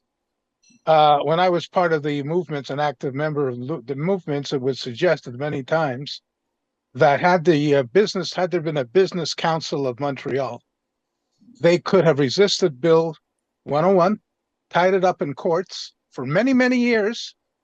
Almost it would be like a tax revolt. They wouldn't pay income tax. And they said, what is the Quebec government going to do? Prosecute 10,000 businesses at the same time and throw everybody into jail? So it's a missed opportunity. And I still say that if people are not being served by the government, which should be serving everybody, then you do a tax revolt. I have individually done my little tax revolt because I'm not a contributing member through income tax to the Quebec, but that's my personal thing since the mid-70s. In fact, one thing I did, which is very amusing, when I was getting unemployment back in the 70s, and I was getting these computer cards, and you have to fill them out every 2 weeks. What job are you looking for? At one point, I said, I'm looking for a job in the Quebec Civil Service. They never sent me any more cards. I still got the payments, and that was it. So I called their bluff, okay? Had they given me a job in the Quebec Civil Service, I would have taken it. But I knew that they wouldn't, okay? So I advocate all these types of things, and I think a tax revolt is a great tool to be used in opposing what I call a fascist government, okay? I don't want to contribute my income in any way, all right, to their social engineering, which is the detriment to me and everybody I know. So, let that government, they're not representing me, so why should I pay taxes? They want to cut me off from whatever provincial programs they may have, fine, I'll live and die that way too. But it takes courage to have a tax revolt, and I suggest that. You mentioned social engineering. Well, let's bring that mention of social engineering into the context of bilingualism, that is individual bilingualism versus official bilingualism. Now, both of those terms are in a way opposite terms. Official bilingualism just means that government services are offered in two official languages. Individual bilingualism means that an individual is individually able to speak both English and French languages. Now, as Dr. Shaw, who used to represent an English community writing back in the 70s, once observed, and it's the greatest quote I've ever heard regarding bilingualism, Dr. Shaw once said, "What's the point of bilingualism if everybody is?" In other words, what's the point of official bilingualism if everybody was individually bilingual? You wouldn't need official bilingualism because you understood English and French equally well, and you wouldn't care what language the government service was in. So we always have to make that distinction. Official bilingualism is the opposite of individual bilingualism because official bilingualism is for unilingual people who are either French or English that don't understand the other language and they need the service in their own language. Individual bilingualism is something that is a personal choice. And when the government intervenes as Mark kind of alluded to, I believe, then we're talking about social engineering. And I had mentioned that in my presentation regarding the term common language being introduced into Bill 101 through Bill 96. Well, common language is the function of freedom of speech and freedom of association, two fundamental freedoms that the government supposedly is not allowed to touch. And yet here we have social engineering on the part of the provincial government trying to tell us what languages we're supposed to speak in private situations. Now, the federal government is no less guilty. There's parts of the Official Languages Act that go into areas of non-governmental services that I believe are unconstitutional and that they Yeah. have no business being into. So it's both on the federal and provincial levels. I don't want any government social engineering me. Enough is enough. Well, again, I propose that as a final resort, there would be a tax revolt against a government that is not really acting in the population's best interest. There's no recall here. We don't have recall elections like they used to have in California. We can't recall people based on their performance, based on bad their lying every 2 years or every 4 years. I suggest that actually we do introduce that, and also that as a last resort there be a massive tax revolt. Yeah. And what are they going to do? They're going to jail all of us? No, what they will do is what they will do for corporations is that they will remove the licenses of corporations, because if you don't follow the Bill 101 or 96, what they do is that they start giving you fines, and then what happens is that the fine goes up to like $270,000 per instance, and it could be $270,000 per day. So the fines are huge. So I'm talking about then individual, not corporate, individual. No, as an individual, they'll remove your right as Quebecer. You'll lose your Medicare card, and you won't have I don't believe access to so, Medicare. Mark. I don't believe so. If there is like I don't know, 20,000, 50,000, 100,000 people doing a tax revolt, I don't believe they're going to do that. So what might happen is that number one, you may no longer be able to use banks because they'll just go get the money from there. If you have a job, they'll just go garnish what they need from there. I do believe that. What was the last one? Yeah, you're just gonna end up paying. You're gonna have a bad credit rating. It's gonna hurt your credit rating, and then you're just going to a credit rating. You can't have a bank account. You can't move. You could have your passport revoked because you come at flight risk because you owe the government I don't think money. the government would do that. I don't think the government would do that. Okay. Okay. Well, I'm not going to find out because I'm going to create the party that's going to win the next election, and we're going to be pleased to. The federal government froze some bank accounts a couple of years back. Which that one? was Who? the protest. That was the protest. The federal government froze bank accounts. Because of the convoys in Ottawa. Yeah. Poor people. And it was found unconstitutional, but only a few months after. In the meantime, people had to suffer.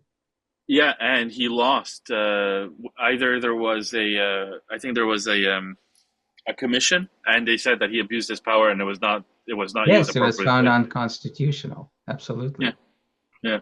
But the damage was done to some extent. So, unfortunately, that's what I fear the most about a government, is that even if they do something illegal, there's no real repercussion, and if you're going to sue them, they're just going to bury you in the amount of work and paperwork and judges and stuff like that. And then you're going to be like Brent Tyler. You're going to be fighting the system for the next 20 years. You're not going to have a penny to your name, and then the government's going to say, "Oh, you know what? Forget this. We forgive you, and we'll let it go." And that's it. That's all. And then you have no more case for your lawsuit. And then you're going to have to reopen. You're going to have to start a new lawsuit to sue them for all that time that they wasted on you, and you're restarting the whole process all over again. And that's why I say, let's cut to the chase and just cut out school boards, cut out political parties, just declare freedom of choice and go right for that. Yeah. And declare it as law. It is law. It's international law. Can we find 10? Can we find 10 or 50 or 100 children and their parents willing to? Absolutely. And the proof of that is Brent Tyler, who brought like 10 groups of parents on his Supreme Court odyssey. So there are parents. Look, listen, when you get a majority of Francophone parents saying they want freedom of choice, you'll find them. But Tony, with your equality party, you only got 6 seats maximum. So what's the difference? Four seats. 4 seats. Yeah. I don't know how many candidates you ran, but what would be the difference between then and how could you increase that based on that policy stand of equality? Well, first of all, today, Anglophones have freedom of choice. So we're not appealing to Anglophones here. We're appealing to 80% of the population that doesn't have eligibility certificates, or even 90% of the population, most of whom are Francophones. So we're appealing to Francophones. And it's a gut issue. When you're talking about kids, it's a gut issue. And they'll, to answer Rahul's question, getting Francophones to knock on the door of English schools will be the least of our problems. So you have to run candidates in the regions. No, don't run any candidates. Forget about candidates. Just declare that if you want to send your kids to English schools, come on over. We'll help you enroll. And take that video studio that you have in your pocket called a smartphone and record whatever functionary it is that tries to tell you that they're denying you access because you don't have an eligibility certificate, and tell them they're in violation of international law. And they're being recorded, and they'll be on YouTube in 5 minutes. But Tony, we're going the route of a political party here. Mark wants a political party. No, Mark wants it's civil disobedience. I understand that, but that could be incorporated in a policy of a. If a political party wants to incorporate it, fine, but don't make it depend on a political party. Just go cut to the chase and do the direct action. Yeah. My strategy is political party, and it's very interesting because I spoke to somebody else who wanted to. So I spoke to somebody else where we're doing something and we're both trying to help the same cause, but we both have different ways to do it. And I basically said to them, why don't you do what you believe is right, and I'll do what I believe is right. We're not telling people not to do each other's things. Just you take care of your thing, I take care of my thing. Just don't tell people not to go do my thing because you think your thing is better. And that's it. That's all. Let them decide what they want to do and how they want to act. Mark, you want to go ahead and do this protest? You're more than welcome to.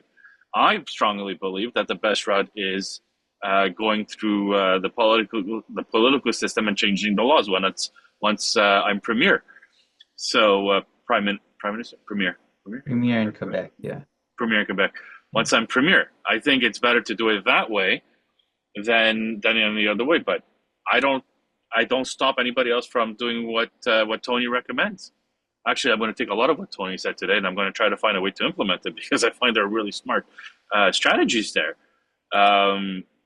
So yeah, feel free to go ahead and propose that idea to people.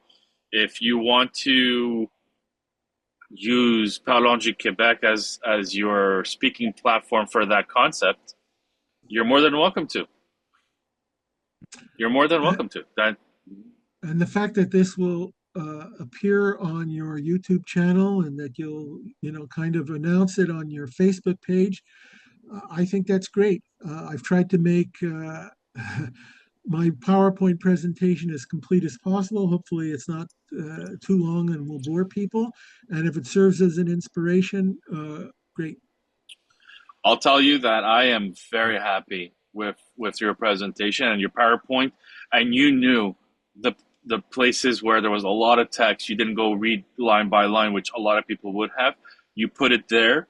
And now that it's recorded, people could just freeze frame and read whatever they want, and they could go read it afterwards. You can So pause, no, yeah, your presentation was incredible. I think it's 10 o'clock. 22 is 10 o'clock. This is what happens when we have a presenter who has an amazing subject and there's a big discussion. And I have a feeling that you're going to be coming back another time, because once people see this video and they're going to say, "Oh, we missed an important one." Yeah, I think you'll be back. So with that, thank you for having sorry. me, Mark. Oh, it's my pleasure. I was about to say that I'm going to give the two last PowerPoint slides, and then after that, we're going to have the last words, and that'll be the end of of tonight's presentation. Mm-hmm. So a lot of people ask me what's the game plan or le plan de match, and I basically tell them, well, phase one was to take Bill 96 to court, which we were able to with the organization that shall not be named, because my fear of lawsuits and what are those things that the party sent us, Rahul? Did a cease and desist order or something? A cease and desist. They actually sent you one? Oh my goodness. No, the party did. The party did. Okay, I got the party did. But the nonprofit organization, God knows, you mentioned their name, there's a lawsuit that's going to be on your ass. Okay. Oh, well. So anyways, I'm happy that I got the Bill 96 court challenge out there. The injunction is still in play. I haven't heard any follow-up on that, but I'm pretty sure that they're on top of it, and I left it in good hands, so I'm sure that they'll be able to bring good stuff about that.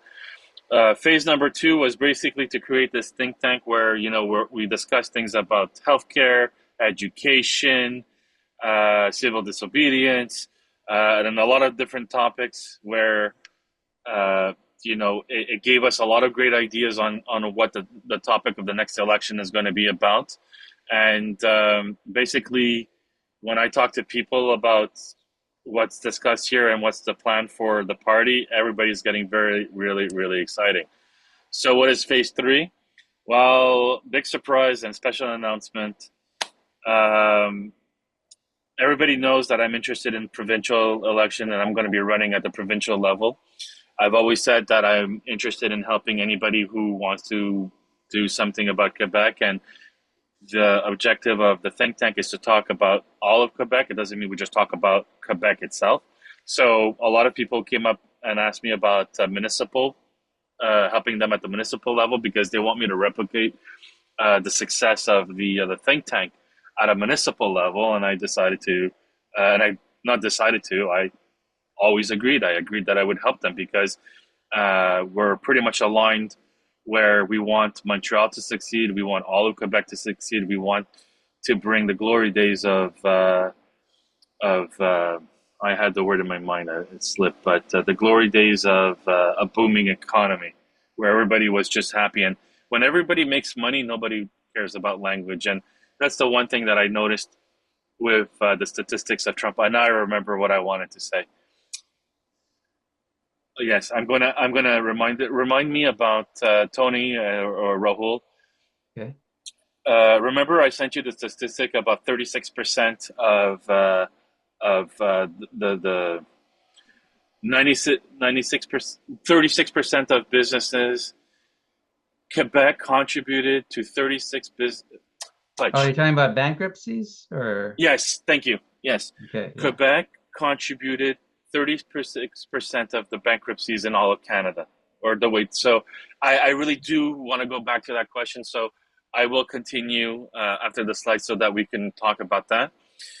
And I'm proud to announce today that Catherine Korakakis has officially launched her candidacy against for the chair of the English Montreal School Board. Not so much to be against Joe Ortona, because Joe Ortona is doing a good job, but because there's a lack of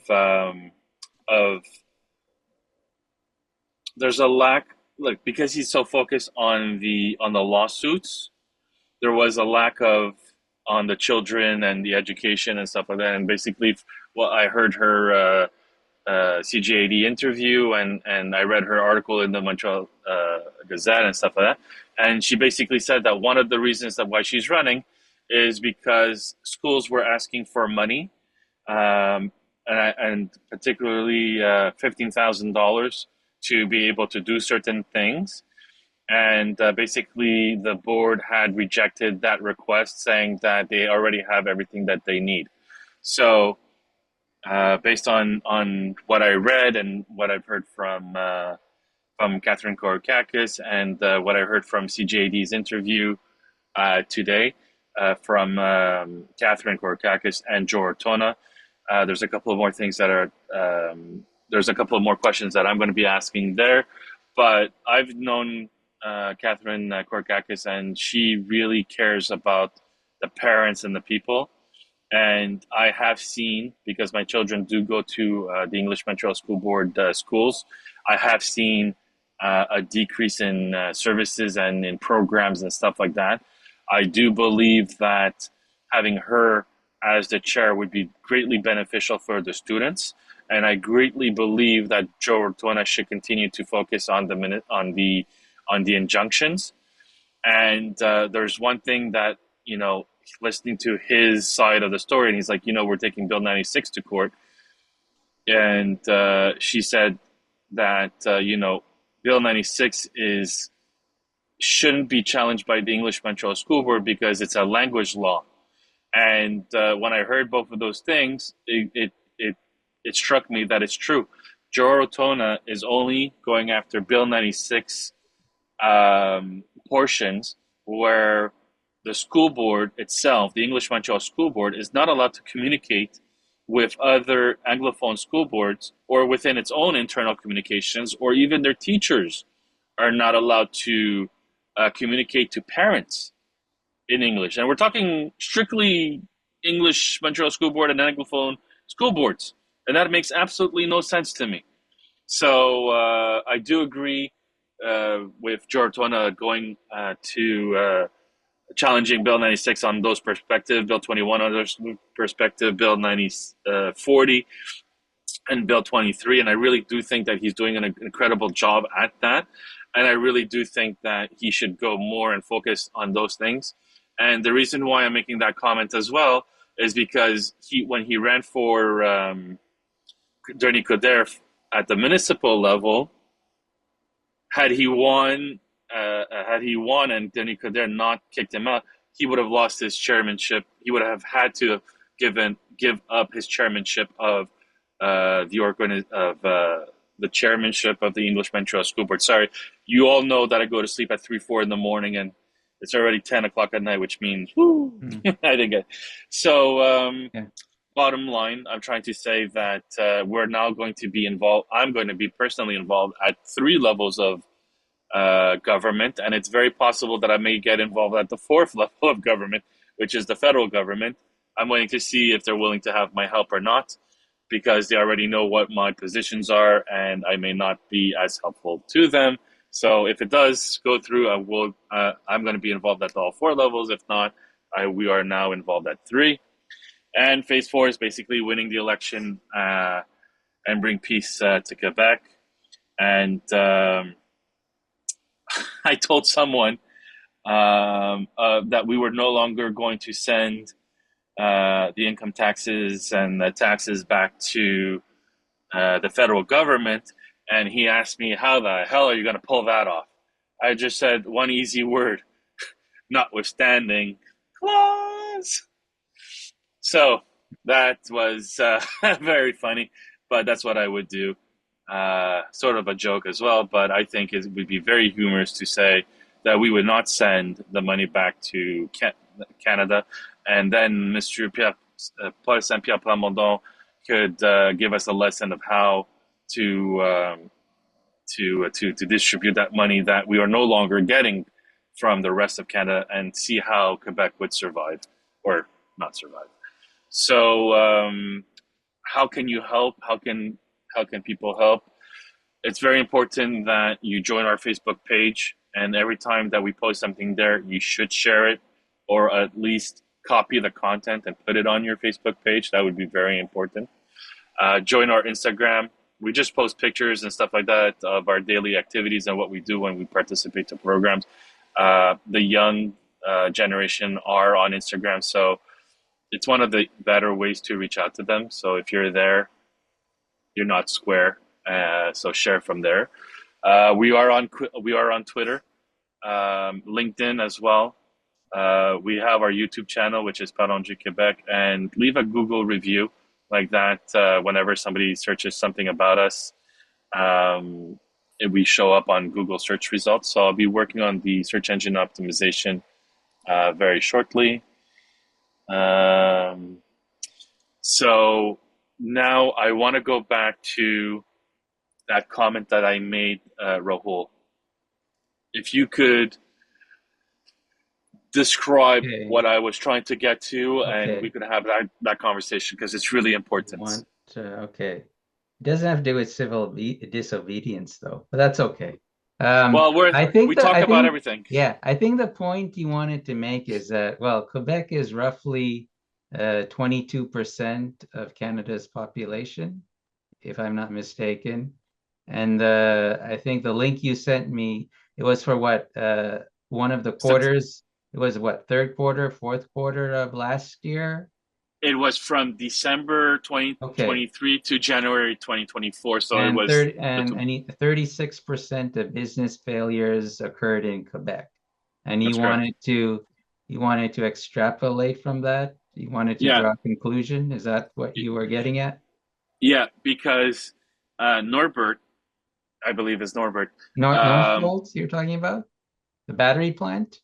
No, I'm talking about a friend of mine on Facebook, Norbert. He's in real estate. He's in real estate, and he was posting the number of businesses that were for sale in Quebec since Bill 96 came out, and it was a sign that people just wanted to get out. So what happens is that when you don't sell your business, obviously you close it.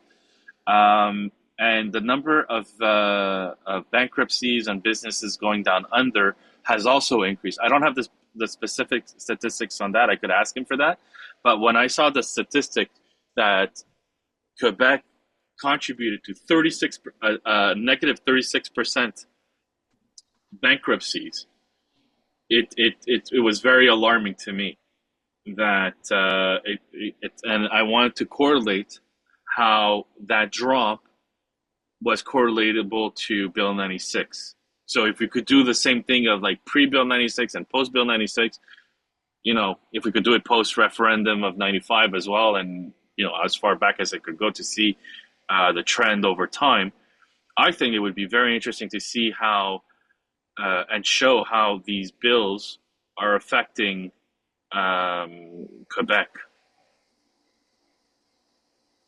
If you think you could do it. I mean, I think the raw data is available either at Statistics Canada or the Institut de Statistique du Québec. You could probably, it would take a little bit of work. You'd probably have to get someone to do it because it's kind of time consuming.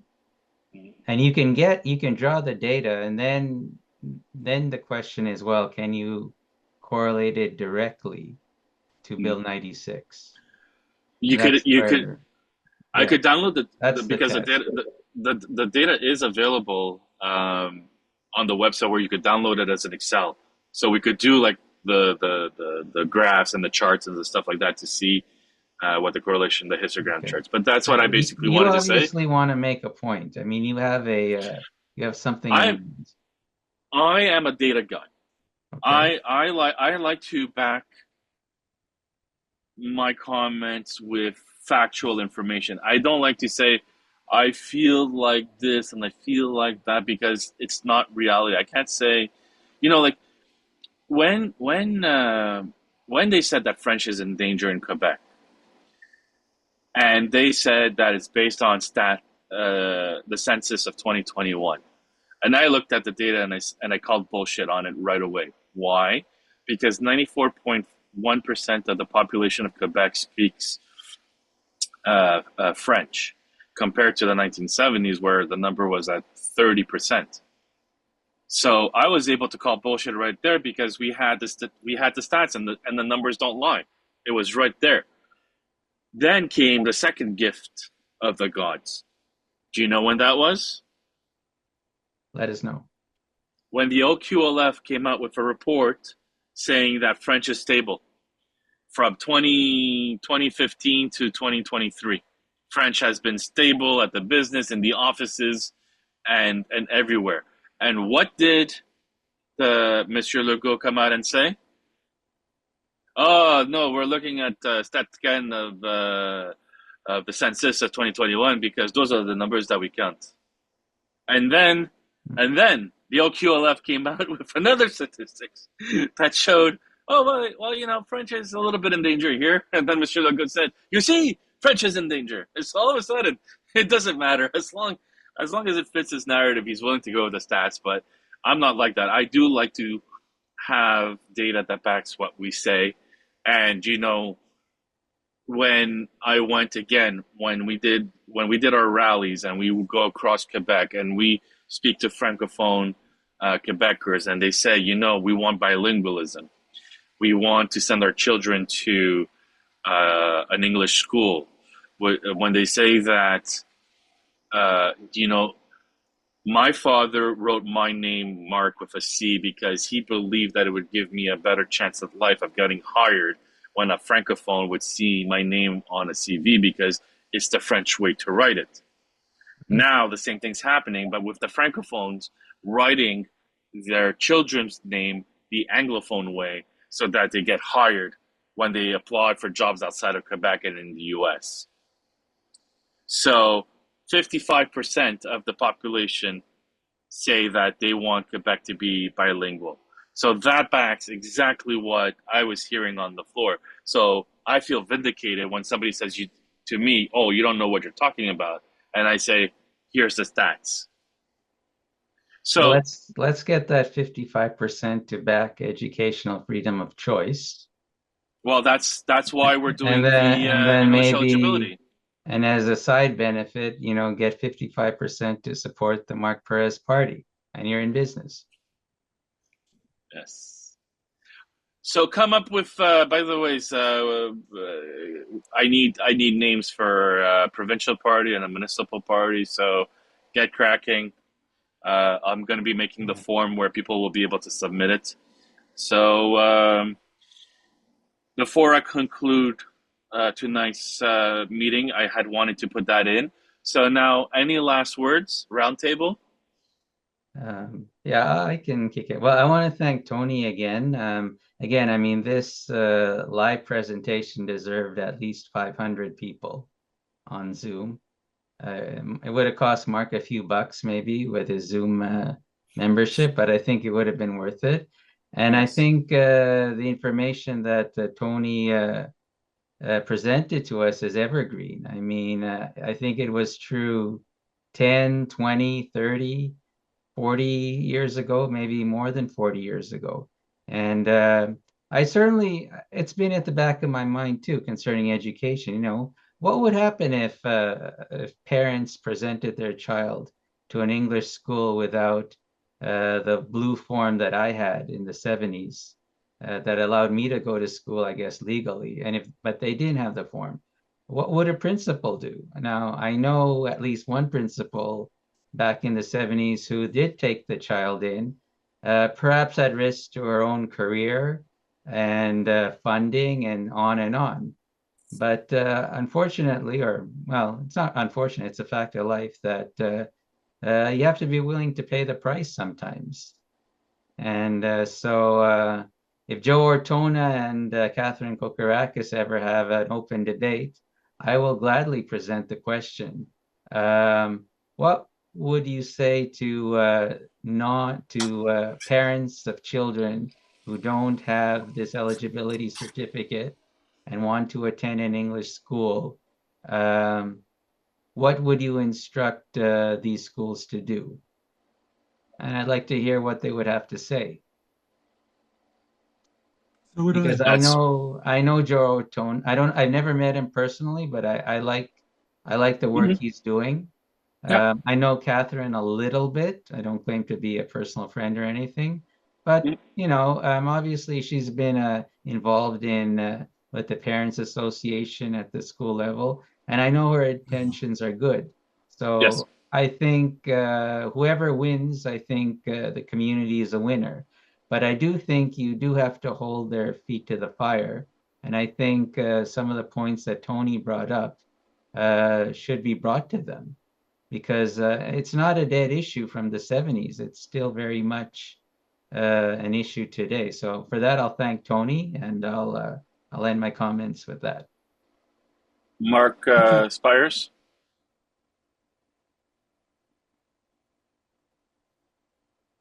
Marie-Antoinette, Mark Perez. Oh, Marie-Antoinette. Oh, you're on mute. You're on mute. You're on mute.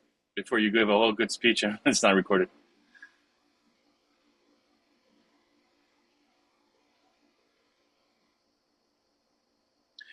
Did you know that if you push the